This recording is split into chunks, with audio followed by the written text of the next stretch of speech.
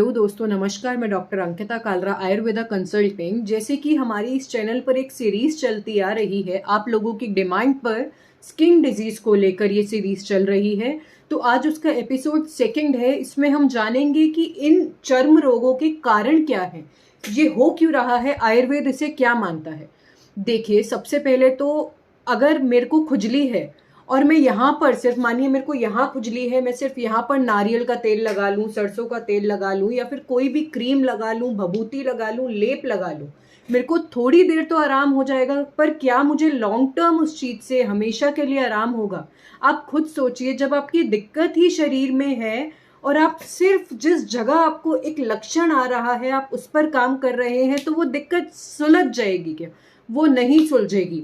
एक एग्जाम्पल मैं देती हूँ, कलेश आपके घर में हो रहा है, आप आवाजें बंद करने के लिए कि आवाज बाहर ना जाए उसके लिए सिर्फ दरवाजा बंद कर रहे हैं, तो क्या वो कलेश सुलझ जाएगा? वो कलेश नहीं सुलझेगा। आपको काम कहाँ करना पड़ेगा? घर के अंदर ही आपका माहौल अच्छा रहे, उस पर आपको काम करना पड़ेगा। सेम आपको सिर्फ बाहर की शांति ना पाते हुए आपको शरीर के अंदर काम करना है कि अगर ये दिक्कत हो रही है तो हो किस वजह से रही है। तो इसके बहुत से कारण रहते हैं, आइए मैं आपको समझाती हूँ। तो दोस्तों, मैं तो ये कहूंगी कि जो आपकी स्किन पर दिक्कत आ रही है, आप उसे बीमारी मत समझिए, आप उसे एक लक्षण समझिए। दिक्कत आपके शरीर में कहीं और हो रही है, बीमारी कहीं और हो रही है, और ये तो सिर्फ एक लक्षण आ रहा है जो आपको पता लग रहा है कि कुछ शरीर में कुछ तो समस्या हो रही है। तो वो समस्या क्या हो सकती है? क्यों मैं सिर्फ यहाँ पर तेल वगैरह लगा रही हूँ या फिर गोलियां खा रही हूँ तो मेरे को आराम लंबे टाइम के लिए नहीं हो पा रहा है? हो सकता है दिक्कत आपके लिवर में हो, कि आपके लिवर में इतने टॉक्सिन्स भर गए हो कि आपको उस वजह से एक सिम्टम आ रहा हो स्किन की दिक्कत का। या फिर हम बोल सकते हैं कि आपको किडनी की कोई दिक्कत हो जिसे बहुत लंबे टाइम से चल रही हो, जिसे हम सीकेडी बोलते हैं, क्रोनिक किडनी डिसऑर्डर बोलते हैं। उसमें भी एक बहुत मुख्य लक्षण ये आता है खुजली। किडनी की कोई भी समस्या हो तो दो मुख्य लक्षण जो आते हैं, एक तो पूरी बॉडी पर स्वेलिंग आने लग जाती है, साथ ही में खुजली एक लक्षण रहता है, ठीक है। या फिर रक्त की बात कर लीजिए, खून की बात कर लीजिए, तो अगर आपका खून ही किसी प्रकार से अशुद्ध हो गया है, या फिर एक रक्त का विकार रहता है कि क्रॉनिक आयरन डेफिशिएंसी जिन पेशेंट्स में है, उनमें बहुत ज़्यादा ये सिम्टम देखा जाता है कि उनको खुजली रहने लग जाती है। तो ऐसी चीज़ में मैं क्या करूंगी? अगर आयरन डेफिशिएंसी है तो मैं आयरन पर काम करूंगी, और रक्त अशुद्ध हुआ है तो मैं रक्त शोधन औषधियाँ चलाऊंगी, ना कि क्रीम लगवाऊंगी। या फिर और कॉजेस क्या हो सकते हैं कि एंडोक्राइन कॉजेस भी हो सकते हैं, जैसे हाइपो या हाइपर थायराइड के जो पेशेंट हैं, उनमें भी एक टाइम पे आप देखेंगे कि खुजली होना एक बहुत कॉमन समस्या हो जाता है।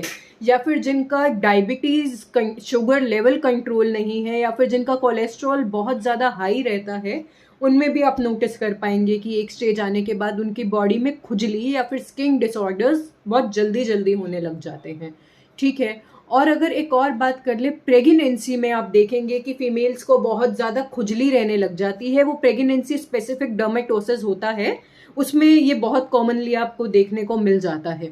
या फिर एक बहुत ही लेटर स्टेजेस की अगर हम बात कर लें तो मेलिग्नेंसी, कैंसर भी एक कारण हो सकता है जिसकी वजह से आपको शरीर पर खुजली हो रही हो। फिर कईयों में हम देखते हैं कि साइकोजेनिक कॉज भी रहता है, मतलब कि कुछ पेशेंट को खुजली हो नहीं रही है, बस उसके दिमाग में आ गया है कि मुझे शरीर को खुजलना है। या फिर स्ट्रेस या एंजाइटी बढ़ रही है तो कुछ पेशेंट्स ऐसे अपने सिर मचलने लगते हैं, शरीर मचलने लगते हैं। ये भी बहुत कॉमनली नोटिस में आता है। तो मैं बोल सकती हूँ कि इन सब चीज़ों पे अगर मैं, लिवर की दिक्कत है लिवर पे काम करूँ, किडनी की दिक्कत है किडनी पे काम करूँ, ब्लड रिलेटेड डिसऑर्डर है मैं ब्लड पे काम करूँ, तो ही मैं इस बीमारी को ख़त्म कर पाऊंगी। मतलब कि आज तक कोई ऐसी थेरेपी नहीं बनी है जो आपकी स्किन की दिक्कत को खत्म कर दे, आपकी खुजली को खत्म कर दे। ऐसी कोई थेरेपी नहीं है।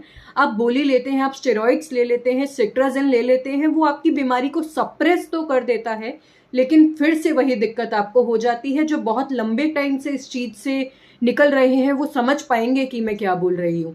तो हम समझ क्या पा रहे हैं इस सबसे कि हमें काम कॉज पर करना है, सिम्टम पर नहीं करना है। सिम्टम पर काम करेंगे तो रोज करेंगे, कोज पर काम करेंगे तो एक स्पेसिफिक टाइम पे करेंगे और रिजल्ट हमें मिल जाएगा। तो अब ये सब भी दिक्कतें आ रही हैं लिवर में, किडनी में, ब्लड में, या फिर बहुत सी जगह है जैसे मैंने बताई वहाँ भी दिक्कत आ रही है, तो क्यों आ रही है? आयुर्वेद उसके भी कॉज पर बात करता है। मतलब आयुर्वेद बोलता है कि मिथ्या आहार विहार का सेवन, मतलब कि आप कुछ भी खा पी रहे हैं, आप ठंडे के बाद गर्म खा रहे हैं, या फिर आपका पहला खाना डाइजेस्ट नहीं हुआ है, आप उसके बाद तुरंत खा रहे हैं, या फिर आप वेगों का धारण कर रहे हैं, मतलब कि आपको नेचुरल अर्जेस आ रहे हैं लेकिन आप उसका धारण कर रहे हैं। जैसे कि मैं बात करूं कि आयुर्वेद में वात का समय जो बताया गया है वो रात 2 से सुबह 6 बजे तक बताया गया है। और वात में अपान वायु की मैं बात करूं, अपान वात की मैं बात करूं, तो वो आपका फीकल मैटर, यूरिन, इस सबको नाभि के नीचे ये रहता है और ये आपका इन सबको निकालने का काम करता है। तो मतलब उसके अकॉर्डिंग अगर हम बात करें तो आपका जो स्टूल पास करने का सही टाइम है वो 6 बजे तक का है। लेकिन क्या हम लोग उस टाइम उठ जाते हैं? नहीं।